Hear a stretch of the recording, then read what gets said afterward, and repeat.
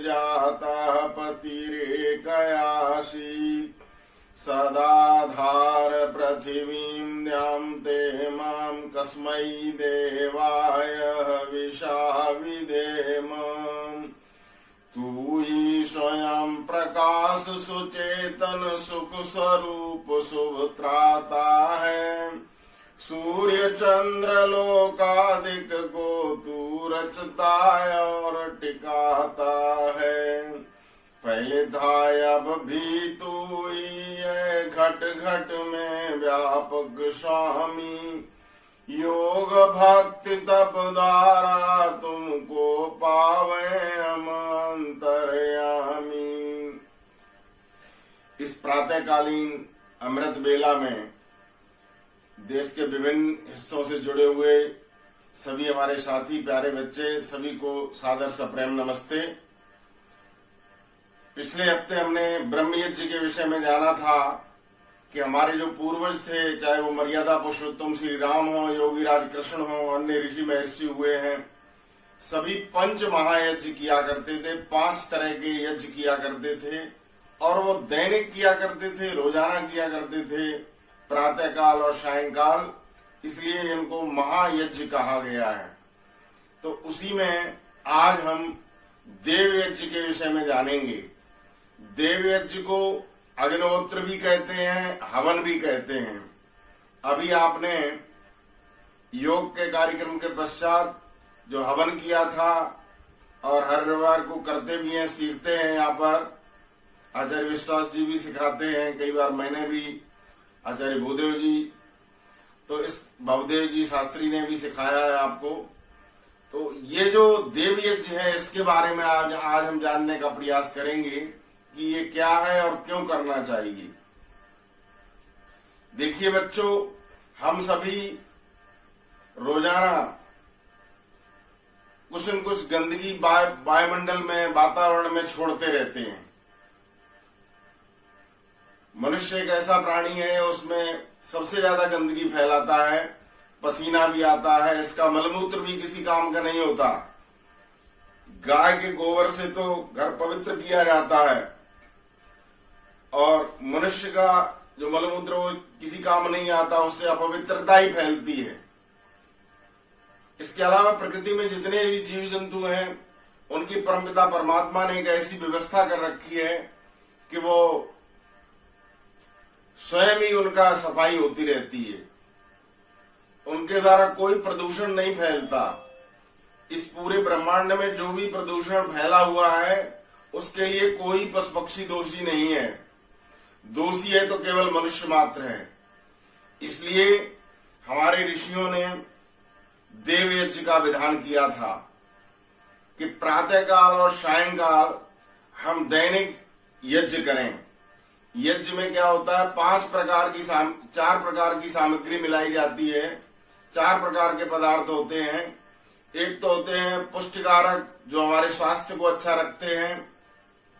दूसरे होते हैं रोगनाशक, जो बीमारी जैसे कोरोना जैसी बीमारी फैली हुई है इनको दूर भगाते हैं। तीसरे मिष्ट पदार्थ होते हैं। चौथे सुगंधी युक्त पदार्थ होते हैं जो वायुमंडल को सुगंधित कर देते हैं। तो इस तरह से यज्ञ में जब हम उत्तम उत्तम पदार्थ डाल करके उनके द्वारा यज्ञ करते हैं तो पूरा वातावरण, पूरा वायुमंडल सुगंधित हो जाता है। अब आप कहेंगे कि ये तो काम हम पेड़ पौधों के द्वारा कर सकते हैं, घर में अगरबत्ती जला करके कर सकते हैं, इत्र लगा करके कर सकते हैं, सेंट लगा करके खुशबू फैला सकते हैं। पर उससे ध्यान रखिए, उससे वातावरण, वायुमंडल में जो गंदगी है वो कभी दूर होने वाली नहीं है। ये तो इसी तरह से है जैसे आपने गंदे कपड़े पहन रखे हैं, स्नान नहीं किया है और ऊपर से आप सेंट छिड़क लें। आपने स्नान भी नहीं किया, बदबू आ रही है, ऊपर से खुशबू लगा लें, तो उससे इसका अर्थ ये नहीं हुआ कि वो जो है सफाई हो गई। ठीक इसी तरह से यदि आप पेड़ पौधे लगाएंगे तो उनसे बहुत लाभ है, उनसे ऑक्सीजन भी निकलती है, लेकिन उन पेड़ पौधों में वो शक्ति नहीं है कि जो आपके घरों में गंदी हवा भरी हुई है उसको बाहर फेंक सकें। हवन जो है, जब हवन किया जाता है तो इसमें जो टेम्परेचर होता है उसके द्वारा जो घर के अंदर जो गंदी वायु होती है वो एकदम उसकी गर्मी के कारण बाहर निकल जाती है और बाहर की शुद्ध हवा वहां पर प्रवेश करती है। और इस तरह से हमारे ऋषि और महर्षि प्रातःकाल और सायंकाल दोनों समय यज्ञ किया करते थे। सुबह जब वो यज्ञ करते थे तो सुबह का वातावरण शुद्ध हो जाता था, 12 घंटे तक हमारे घर का मंडल बिल्कुल शुद्ध रहता था, बाहर से कोई अशुद्ध हवा हमारे घरों में नहीं आ सकती थी। और फिर 12 घंटे के पश्चात सायंकाल यज्ञ फिर किया जाता था, जिससे अगले 12 घंटे के लिए वातावरण शुद्ध हो जाता था। तो ये शुद्ध कैसे होता है? इसमें जब अग्नि में हम कोई पदार्थ डालते हैं, देखिए आप, परमपिता परमात्मा की तरफ से सूरज एक शुद्धिकरण का बहुत बड़ा स्रोत है। ईश्वर ने सूरज बनाया है, सूर्य बनाया है, जो जिसका टेम्परेचर बहुत अधिक है और तपता रहता है। आपने देखा घरों के अंदर बहुत सी चीजों में बदबू आ जाती है, गंदी हो जाती है, तो उठा करके बाहर धूप में रख देते हैं। 2-4 घंटे धूप लगने के पश्चात उनका शुद्धिकरण हो जाता है। लेकिन जहां सूर्य का प्रकाश नहीं पहुंचता आपके घरों में, उसका शुद्धिकरण कैसे होगा? उसके लिए ऋषि दयानंद ने और हमारे ऋषियों ने एक व्यवस्था दी है अग्निहोत्र की। ये जो हवन कुंड है ये पृथ्वी का छोटा सूर्य है।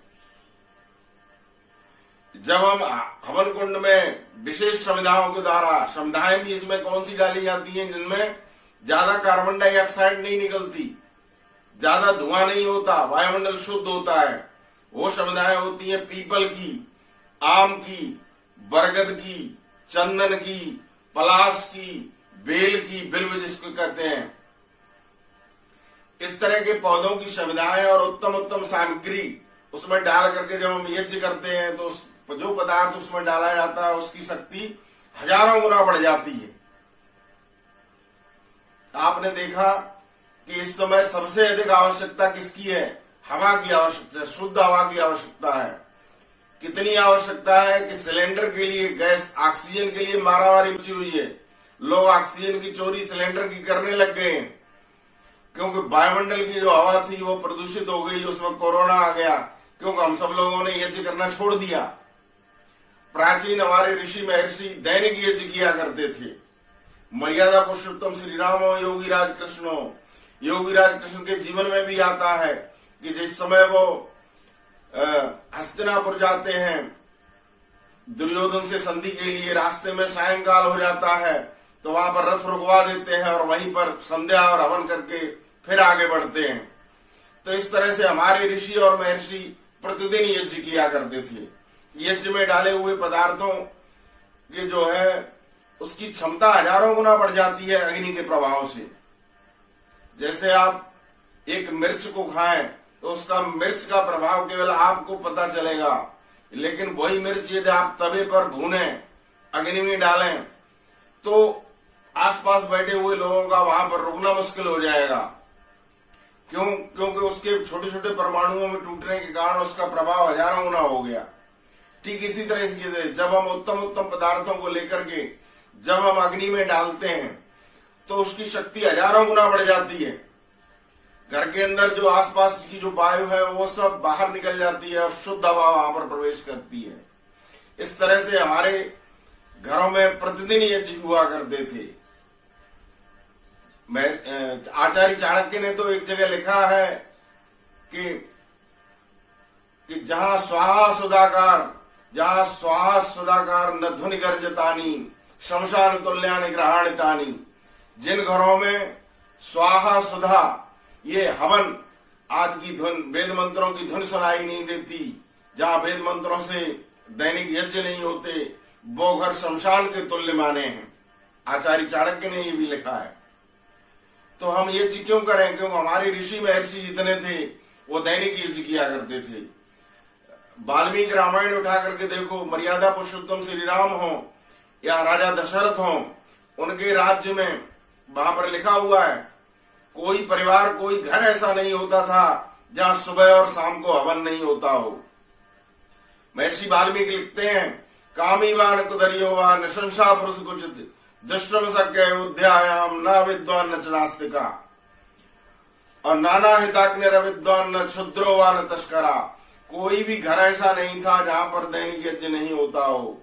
इसी तरह से हमारे देश के राजा अश्वपति, जो कैकेयी देश के राजा थे, वो भी घोषणा करते हैं, न मे स्तेनो जनपदे न कदरियो न चपद्दीपा नाना हिताग्निर विद्वान न स्वैरी स्वर्णी कुता। हमारे पूरे राज्य में, श्लोक में आया है, हमारे पूरे राज्य में एक भी परिवार ऐसा नहीं है जहां पर दोनों समय हवन नहीं होता हो, क्योंकि वो वायुमंडल की शुद्धि के लिए। और देखिए ये हवन हमको क्या सिखाता है। गीता के 3रे अध्याय में योगीराज कृष्ण ने दैनिक यज्ञ करने की प्रेरणा अर्जुन को दी है, और उन्होंने कहा कि हे अर्जुन, तू दैनिक यज्ञ किया कर। और ये जो यज्ञ है ये निष्काम कर्म की प्रेरणा देता है। दुनिया में जितने भी कार्य हैं वो सब सकाम कर्म हैं। ये यज्ञ जो है वो निष्काम है, क्योंकि इसमें हमारी कोई कामना नहीं होती। यज्ञ करने वाला त्याग करता है, अपने लिए नहीं करता, वो सबके लिए करता है और बिना कामना के करता है। इसलिए योगीराज कृष्ण अर्जुन से कहते हैं कि तू निष्काम कर्म किया कर। और इसकी शिक्षा कहां से मिलेगी? इस देव यज्ञ से, अग्निहोत्र से मिलेगी, क्योंकि इसमें जो भी पदार्थ तू डालेगा तो वो पदार्थ सर्व कल्याण के लिए होंगे। इसमें डाले हुए पदार्थ पृथ्वी का शोधन करते हैं, जल का शोधन करते हैं, वायु का शोधन करते हैं, आकाश, अग्नि, सभी का। आप जो कुछ भी इसमें डालोगे उसका प्रभाव हजारों गुना होकर के बाहर निकल जाता है। और इसको देव पूजा भी कहते हैं। जो ये देवता है पृथ्वी, जलवायु, आकाश आदि, इनका शुद्धिकरण कैसे होगा? इसका इस अग्निहोत्र के द्वारा ही होगा। इनको हमने अशुद्ध कर रखा है, क्योंकि हमने यज्ञ करना छोड़ दिया। इसलिए हमारे ऋषि महर्षि कहते हैं कि हम दैनिक यज्ञ किया करें, पेड़ पौधे भी लगाएं। और लेकिन पेड़ पौधे जो है वो ऑक्सीजन तो देंगे आपको, लेकिन उनके अंदर वो शक्ति नहीं है कि जो कि आपके घरों के अंदर गंदी हवा आ गई उसको बाहर निकाल सकें। आपने देखा होगा बरसात के दिनों में कोई अंधेरा घर हो और उसमें सीलन आ जाए तो वहां बैठना मुश्किल हो जाएगा। लेकिन वहां जाकर के यदि आप हवन करें, 2-3 दिन हवन करें, तो वही घर शुद्ध हो जाएगा। तो हमारे ऋषि महर्षि शुद्धिकरण के लिए प्रतिदिन यज्ञ किया करते थे। और याद रखिए, इसमें डाला हुआ कोई पदार्थ नष्ट नहीं होता। रसायन विज्ञान पढ़ने वाले विद्यार्थी जानते हैं, केमिस्ट्री पढ़ने वाले, कि वहां एक नियम है पदार्थ का कि पदार्थ अविनाशी है, पदार्थ कभी नष्ट नहीं होता, उसका रूप परिवर्तित होता है और उसकी शक्ति हजारों गुना बढ़ जाती है। जो 1 चम्मच घी आप हवन में डालते हैं, वो 1 चम्मच घी आप खा जाएंगे तो केवल आपको लाभ होगा। वही 1 चम्मच घी यदि आप अग्नि में समर्पित कर देंगे तो आपके आसपास दूर दूर तक लोगों को उसका लाभ होगा। इसलिए घी और दूध की जो समस्या है उसका निदान भी ये हवन है। तो आइए हम सब लोग संकल्प लें और आज से ही प्रतिदिन प्रातः सायं नहीं कर सके तो कम से कम एक बार यज्ञ करने का संकल्प लें, क्योंकि हमारे ऋषि और महर्षि जितने भी हुए हैं वो दैनिक यज्ञ किया करते थे।